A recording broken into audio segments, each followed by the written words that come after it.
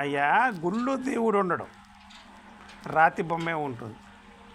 అక్కడ నిత్య దీపారాధన జరుగుతుంది కనుక అది పవిత్రపడుతుంది ఆ స్థలం.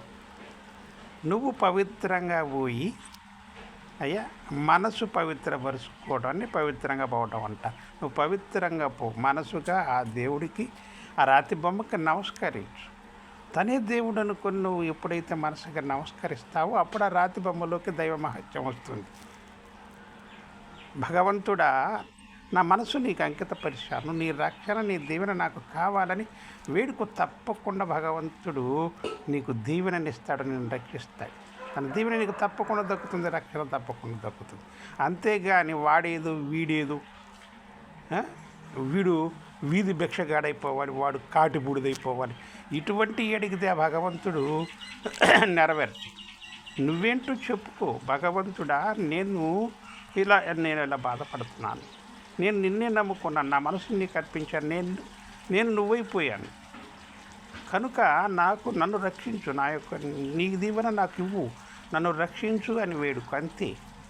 ఆ భగవంతుడు ఏమై ఉన్నాడో దానికి నువ్వు ఎప్పటికి కూడా ఆన్ చేయమాకు.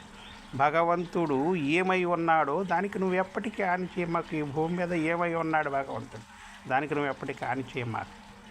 అర్థమైందా? అది గుర్తుపెట్టుకో. అక్కడ గుళ్ళు దేవుడు రాతి బొమ్మ మాత్రమే ఉంటుంది.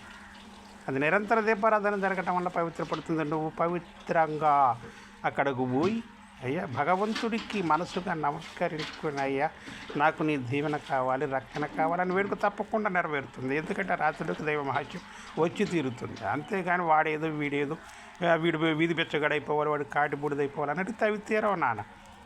అర్థమైందా? నువ్వేంటో చెప్పుకో.